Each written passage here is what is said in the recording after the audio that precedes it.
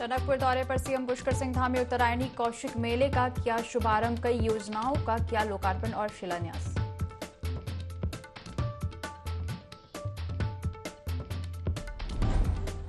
CM Dhami ने Tanakpur bus depot का किया औचक निरीक्षण, व्यवस्थाओं का लिया जायजा, अधिकारियों को दिए आवश्यक दिशा निर्देश।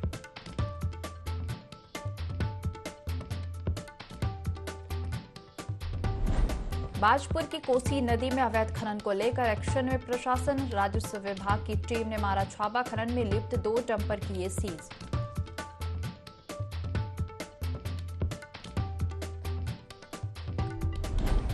जसपुर पुलिस को हाथ लगी सफलता, 2 आरोपियों को किया गिरफ्तार, तमंचा और चाकू बरामद।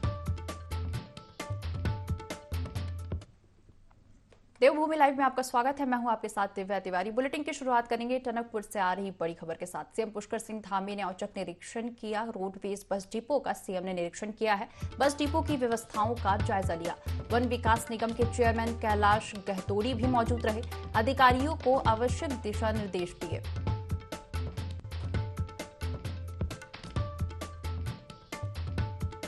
टनकपुर से इस वक्त की बड़ी खबर हम आपको बता रहे हैं। सीएम पुष्कर सिंह धामी ने रोडवेज बस डिपो का औचक निरीक्षण किया। बस डिपो की व्यवस्थाओं का जायजा लिया है।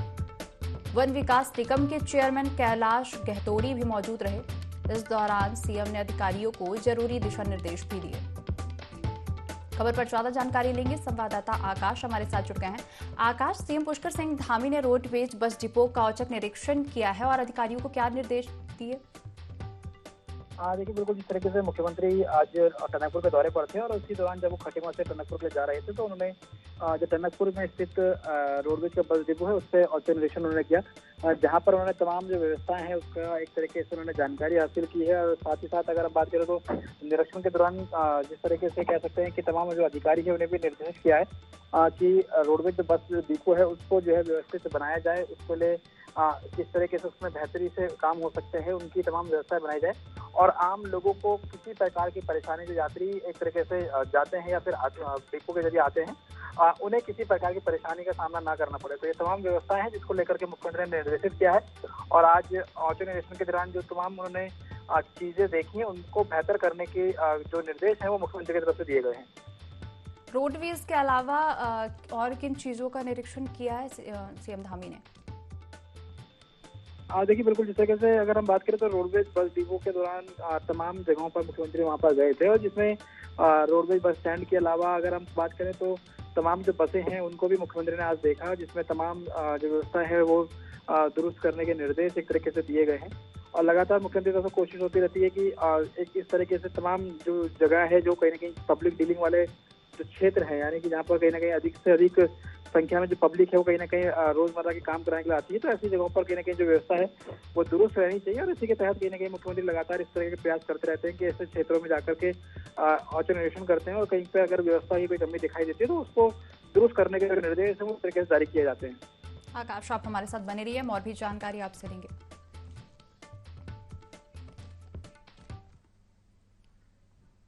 रुक करेंगे अगली खबर का देहरादून से, जहां 7 पुलिस उप निरीक्षकों के ट्रांसफर हुए हैं। उप निरीक्षक हर्ष अरोड़ा को राजपुर थाने भेजा गया। उप निरीक्षक प्रदीप रावत को SIS शाखा भेजा गया। उप निरीक्षक नवीन जोशी का पुलिस लाइन से कोतवाली पटेल नगर तबादला हुआ है। उप निरीक्षक सुनील कुमार पुलिस लाइन से कोतवाली पटेल नगर भेजे गए।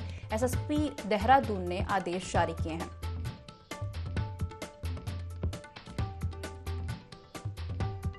देहरादून से खबर हम आपको बता रहे हैं, जहां 7 पुलिस उप निरीक्षकों के ट्रांसफर हुए हैं। उप निरीक्षक हर्ष अरोड़ा को राजपुर थाने भेजा गया है।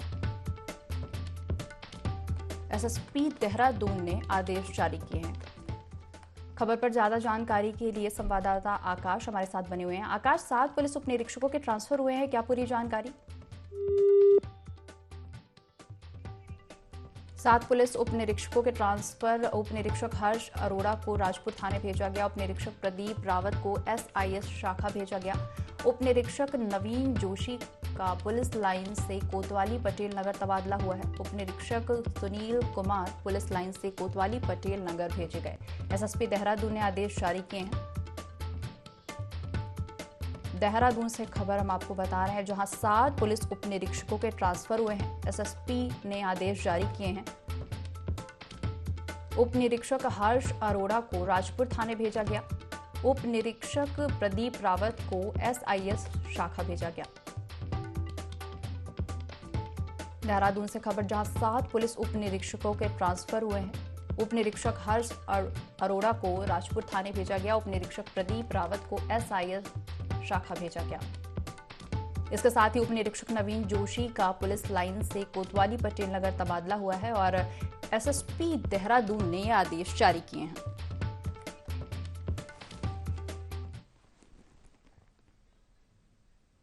इसके साथ ही आगे बढ़ते हैं और रुक करते हैं अगली खबर का, जहां ये खबर है काशीपुर से।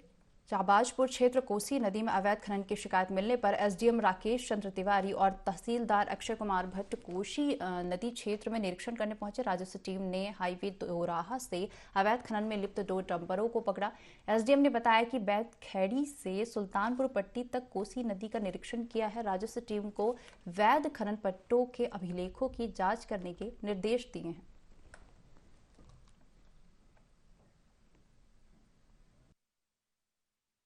तो एक दिन से शिकायत आ रही थी कि कुछ लोग जो है ट्रैक्टर में बैकराहा लगा के और अवैध खनन कर रहे हैं। तो उसको दृष्टिगत रखते हुए पूरी टीम के साथ बैतखेड़ी से लेके सुल्तानपुर पट्टी तक इसका विजिट किया गया है। और हालांकि आज तो अभी कहीं काम चलता हुआ नहीं दिख रहा है, लेकिन कई जगह जो है काम हुआ दिख रहा है।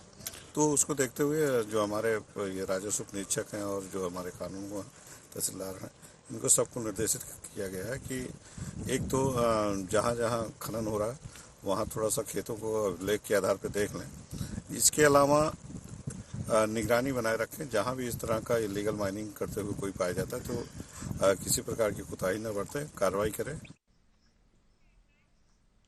उधम सिंह नगर में पुलिस अपराधियों को पकड़ने के लिए अभियान चला रही है। वरिष्ठ पुलिस अधीक्षक ने देर रात धर्मपुर चौकी क्षेत्र में गश्त के दौरान 2 युवकों को तमंचे और चाकू के साथ गिरफ्तार किया। पुलिस ने गश्त के दौरान अफजलगढ़ हाईवे पर बंद पड़ी फैक्ट्री के पास से दोनों को गिरफ्तार किया है। जसपुर अपराधियों की धरपकड़ जारी, पुलिस अभियान चला रही है और 2 आरोपी तमंचे और चाकू के साथ गिरफ्तार हैं। अधीक्षक महोदय के आदेश से आजकल बॉर्डर पर और सभी थाना क्षेत्रों में संदिग्ध व्यक्तियों पर हम कार्रवाई कर रहे हैं। और रात्रि गश्त के दौरान हमने कल 2 संदिग्ध व्यक्तियों को चाकू के साथ पकड़ा था और कल रात्रि भी हमने 2 संदिग्ध व्यक्तियों को पकड़ा, तो उनके तलाशी में उनसे तमंचा और चाकू बरामद हुआ। और ऐसी लोगों की शिकायत है कि यही लोग जो रात में ऐसे घूम रहे हैं अनावश्यक रूप से, यही लोग छोटी मोटी चोरियों को अंजाम दे रहे हैं और आगे इस तरह से कार्रवाई जारी रहेगी ताकि चोरियों पर कंट्रोल किया जा सके। चंपावत जिले के भ्रमण पर मुख्यमंत्री पुष्कर सिंह धामी पहुंचे, जहां उन्होंने शारदा घाट पर मां शारदा की आरती कर प्रदेश के सुख और शांति की कामना की। इस अवसर पर उन्होंने कहा कि मां शारदा की नियमित आरती से जिले को धार्मिक पर्यटन में काफी प्रसिद्धि मिलेगी। साथ ही उन्होंने कहा कि शारदा मैया की पावन भूमि पर मकर संक्रांति, उत्तरायणी जैसे अनेकों नामों से जाने जाने वाले इस पर्व को मनाया जा रहा है और आप सभी को मकर संक्रांति की बहुत बधाई और शुभकामनाएं।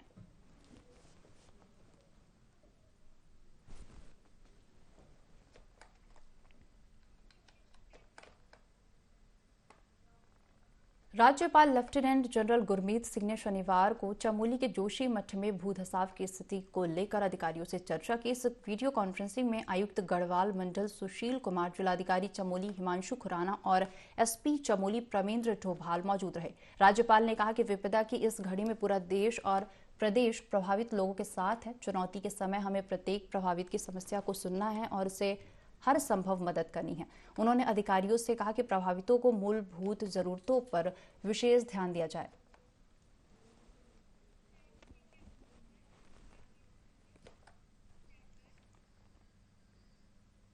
कुमाऊं की काशी के नाम से विख्यात बाबा बागनाथ की नगरी बागेश्वर में उत्तरायणी मेला 2023 का शुभारंभ सूबे के मुख्यमंत्री पुष्कर सिंह धामी ने वर्चुअल रूप से किया। अल्मोड़ा से सांसद अजय टमटा, भाजपा के राष्ट्रीय महासचिव दुष्यंत गौतम और कपकोट विधायक सुरेश सिंह गढ़िया इस दौरान मौजूद रहे। मेले को भव्य रूप देने के लिए जिला प्रशासन बागेश्वर ने कुमाऊं और गढ़वाल क्षेत्र के स्थानीय कलाकारों की प्रस्तुति के साथ ही खेल कूद में दंगल और वॉलीबॉल, कबड्डी और राष्ट्रीय स्तर की बैडमिंटन प्रतियोगिता का आयोजन किया गया। वहीं झांकियों में 4 धाम की झांकी और हिल एरिया की झांकी मुख्य आकर्षण का केंद्र रही।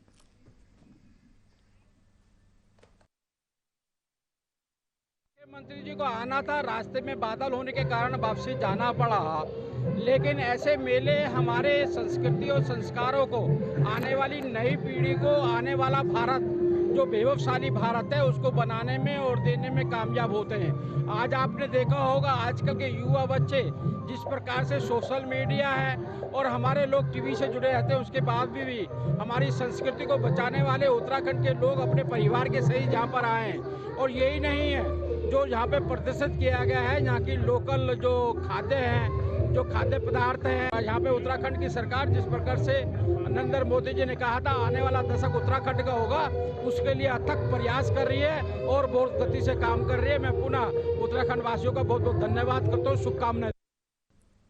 केंद्रीय रक्षा मंत्री राजनाथ सिंह और मुख्यमंत्री पुष्कर सिंह धामी ने सीमावर्ती क्षेत्रों में पर्यटन को बढ़ावा देने के लिए soul of steel alpine challenge का शुभारंभ किया। वहीं चमोली के नीति गांव के लिए 460 किलोमीटर लंबी car rally road to the end को भी हरी झंडी दिखाकर रवाना किया। बता दें, केंद्रीय रक्षा मंत्री राजनाथ सिंह और मुख्यमंत्री पुष्कर सिंह धामी ने जसवंत ग्राउंड में आयोजित 7वें सशस्त्र सेना पूर्व सैनिक दिवस के मौके पर आयोजित कार्यक्रम में प्रतिभाग किया।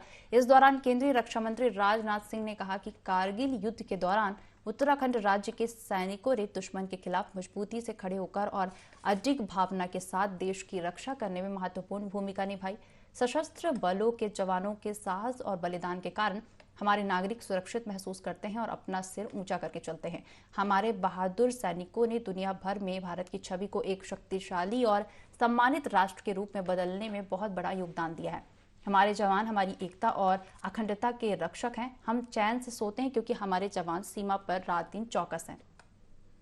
उत्तरकाशी के पर्यटक स्थलों में सीजन की पहली बर्फबारी हुई, जिससे यहाँ के स्थानीय लोगों के चेहरे तो खिले हैं। पर्यटक भी बर्फबारी का लुत्फ उठा रहे हैं। केदारकंठा बेस कैंप, सांकरी, गंगा घाटी, गंगोत्री धाम सहित हर्षिल, मुखबा, झाला, सुखी तक बर्फबारी हुई है। यहाँ की पहाड़ियां बर्फ की सफेद चादर ओढ़े हुई हैं। वहीं बर्फबारी होने के कारण गंगोत्री नेशनल हाईवे बंद हो गया है। मार्ग को खोलने के लिए प्रयास किए जा रहे हैं।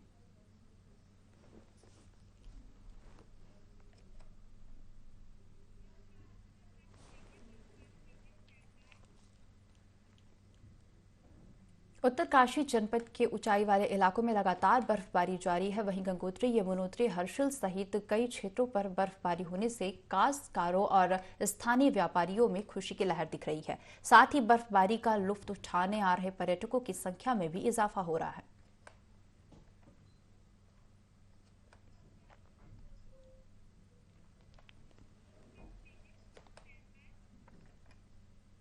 चमोली जिले के ऊंचाई वाले इलाकों में देर रात से लगातार बर्फबारी हो रही, जिसका लुत्फ उठाने के लिए पर्यटक और स्थानीय लोग पहुंच रहे हैं। औली में करीब 1 फीट तक बर्फ जम गई, जहां दोपहर के बाद मौसम सामान्य होने और धूप खिलने पर पर्यटकों ने जमकर बर्फ का लुत्फ उठाया। वहीं बर्फबारी के चलते निचले इलाकों में शीतलहर का जबरदस्त प्रकोप देखा जा रहा है।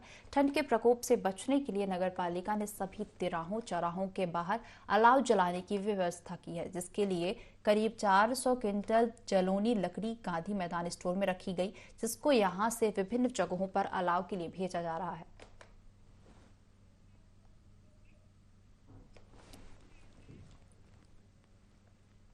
उत्तराखंड की पहाड़ियां चांदी की तरह चमक रही हैं। प्रदेश के ज्यादातर हिस्सों में बर्फबारी हुई, जहां प्रदेश के निचले हिस्सों में बारिश हो रही, तो वहीं ऊंचाई वाले क्षेत्रों में बर्फबारी का सिलसिला जारी है। ऐसा ही कुछ नजारा बद्रीनाथ, केदारनाथ, उत्तरकाशी में देखने को मिला। वहीं मसूरी में भी जमकर बारिश और बर्फबारी हुई, जिसके बाद बर्फबारी का लुत्फ उठाने आए पर्यटकों और स्थानीय व्यापारियों में खुशी की लहर दिख रही है।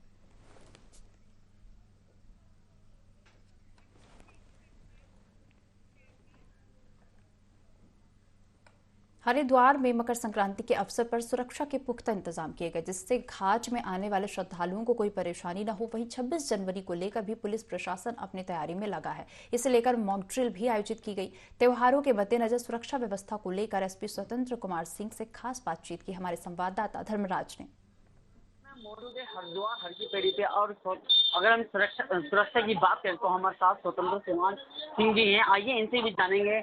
इन्होंने 8 सेक्टर 48 जोनों में बांटा गया था। पुलिस प्रशासन की एक यहाँ मॉक ड्रिल भी कराई गई थी। आइए इनके बारे में जानते हैं किस हिसाब से मॉक ड्रिल हुई है और यहाँ सुरक्षा व्यवस्था की बात करते हैं हर की पेड़ी पर किस तरह से। सर, सबसे पहले तो IND में आपका स्वागत है। धन्यवाद। आज मकर संक्रांति के अवसर पर सबको शुभकामनाएं दी। आज साल का पहला स्नान है। यहाँ स्नान को देखते हुए पूरे हरिद्वार मेला क्षेत्र को 7 जोन में बांटा गया है। 17 सेक्टर में बांटा गया है। 1 सुपर जोन है। इस समय भीड़ भाड़ ठीक ठाक है।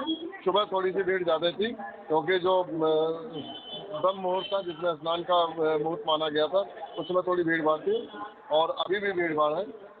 इसको ध्यान में रखते हुए कि यात्रियों को कोई प्रॉब्लम ना हो, ट्रैफिक का भी पर्याप्त वहाँ पे ट्रैफिक ड्यूटी लगाई गई है। सर, अगर ऐसे में बात करें कि सुबह लगभग यहाँ से 2.5 से 3 लाख श्रद्धालु स्नान कर चुके हैं और सुरक्षा की आपने बात करी, 7 जोन 18 सेक्टरों में बांटा गया था और सुरक्षा को देखते हुए रात में एक मॉक ड्रिल कराई गई थी, क्या कहेंगे इस विषय में? देखिए, ये मॉक ड्रिल एक हमारा पार्ट है हमारे सुरक्षा का और बीच बीच में इसको करते रहते हैं हम लोग और ऊपर से भी आदेश है इस तरह के मॉक ड्रिल होते रहने चाहिए।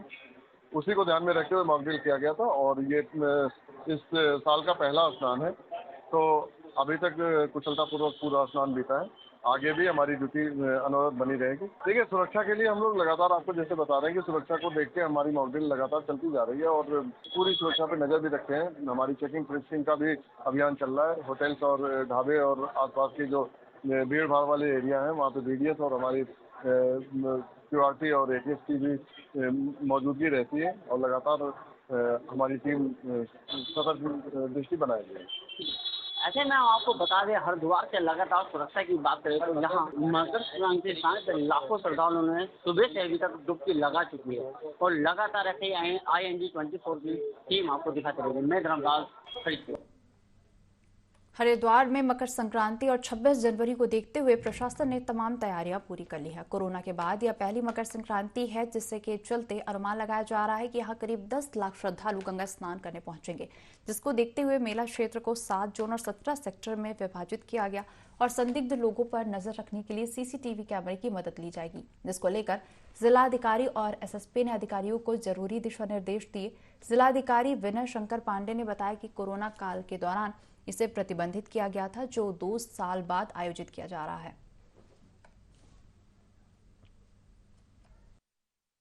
मैं अपनी फैमिली के साथ इधर आया था तो इनको थोड़ा तीर्थ यात्रा ये सब दिखाने के लिए, तो फिलहाल हम लोग सभी इधर आए हैं। ये अनुभूति बोल के समझाया नहीं जा सकता, ये एक अलग ही महत्व रहता है इसका। ये जो पहला डुबकी मैंने लगाया था उसके बाद ऐसा लगा कि अपने अंदर का बहुत सारे दुख दर्द सब कम हो गया, ऐसा लगा। मन को एक अलग सा शांति मिला, अच्छा लगा। बहुत दिन को बाद ऐसा लगा कि हर साल आना चाहिए इधर आके, सबको एक बार कम से कम इधर आके गंगा मैया के सामने एक बार डुबकी। हल्द्वानी में चल रहे उत्तरायणी मेले का समापन हो गया, जहां इस मौके पर विशाल शोभा यात्रा निकाली गई, जिसमें उत्तराखंड की संस्कृति को दर्शाया गया।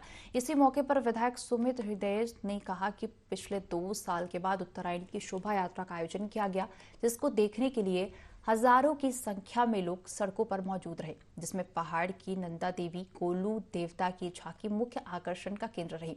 वहीं इस मौके पर बाहर से आए छोलिया नृत्य कलाकारों ने विभिन्न प्रकार के छोलिया नृत्य किए, जिसका स्वागत स्थानीय लोगों ने खुलकर किया।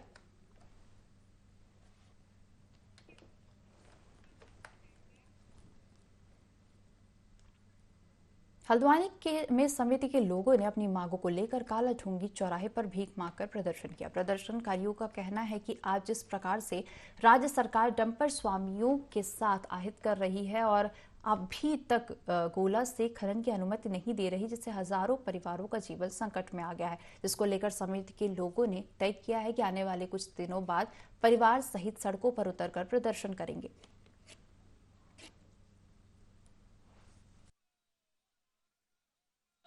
हमारी इस बार की दीपावली और उत्तरायणी सब त्योहार हमारे चले गए हैं। हम लोग 4 महीने से धरने में बैठे हैं, कोई सरकार सुनने वाली नहीं है। मोदी जी के नाम पर ये सरकार बढ़ने वाली ओवर कॉन्फिडेंस की गवर्नमेंट हमारी एक बात नहीं सुन ली। आज 4 लाख से ऊपर लोग, चाहे वो गौला ले लो, नंदौर ले लो, कोसी ले लो, दापका ले लो, सब जगह जो है वाहन स्वामी पैदल है। क्योंकि रॉयल्टी इन्होंने पट्टों की इतनी कम कर रखी है और नदियों की रॉयल्टी इन्होंने बहुत ज्यादा बढ़ा रखी है। इसलिए आज मजबूर होकर हम लोग बेरोजगार होकर आज हमें यहाँ पर भीख मांगना पड़ रहा है। ये प्रदेश सरकार की नाकामी है, मुख्यमंत्री पुष्कर सिंह धामी की नाकामी है। 2 बार जिलाधिकारी से वार्ता हो गई, 1 बार देहरादून में, 4 विधायक, 2 डीएम और उसके बाद खनन के अधिकारी, खनन सचिव, सारे से वार्ता हुई। और कल सरकार ने जो हमने जनहित याचिका लगाई थी उसमें भी सरकार ने लिख के दे दिया कि हमने रॉयल्टी का अवलोकन कर लिया, हम जल्दी आपको इसका अवलोकन करके दे देंगे। सरकार हमको तो भ्रमित कर रही है, कोर्ट को भी भ्रमित कर रही है। हमारी रणनीति है कि अब हम इसके बाद जो है विधानसभा कूच करेंगे, विधानसभा का घेराव करेंगे। हमने 2 बार हल्द्वानी में भी जुलूस निकाल लिया है और सारे काम हमने कर लिए। हम अपने परिवार के साथ भी अब जो है, जो हमारी अगली रैली होगी, हम अपने परिवार के साथ जो है बाजार में आएंगे। केंद्रीय रक्षा मंत्री राजनाथ सिंह और मुख्यमंत्री पुष्कर सिंह धामी ने देहरादून चीड़बाग स्थित शौर्य स्थल का उद्घाटन किया। इस दौरान रक्षा मंत्री और मुख्यमंत्री ने शौर्य स्थल पर चक्र अर्पित कर उत्तराखंड के वीर गति प्राप्त योद्धाओं को श्रद्धांजलि दी। वहीं शौर्य स्थल पर अवलोकन कर शहीदों के परिजनों से मुलाकात की। इस दौरान सैनिक कल्याण मंत्री Ganesh Joshi, CDS lieutenant general Anil Chauhan, सांसद माला राज्य लक्ष्मी शाह और पूर्व राज्यसभा सांसद तरुण विजय मौजूद रहे।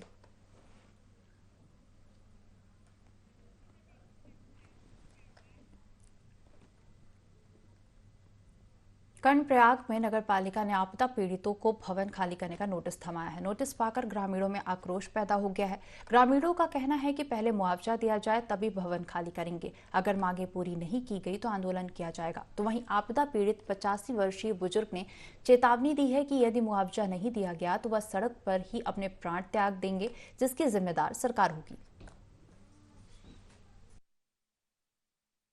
भवन को तब खाली करेंगे जब हमें इसका मुआवजा पूरा मिले, और आज जब तक मुआवजा नहीं मिला 100 नोटिस दे और ये मेरे को खत्म कर दो यहीं पर।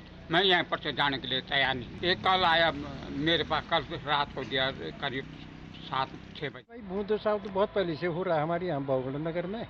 कई बार प्रशासन से भी मिल गए हम, और ये बिल्कुल नीचे मंडी के कटान, ऊपर PWD का नाली न होना, पानी का अस्त व्यस्त होना, प्राकृतिक आपदा, जो भी जब जांच का विषय है किससे हो रहा है नुकसान। पर यह है कि जिस प्रकार जोशीमठ में आपदा के उसमें मुआवजा दिया जा रहा है, जो भी नियम वहाँ है वो यहाँ लागू किया। इस बुलेटिन में फिलहाल इतना ही। बने रहिए IND 24 के साथ।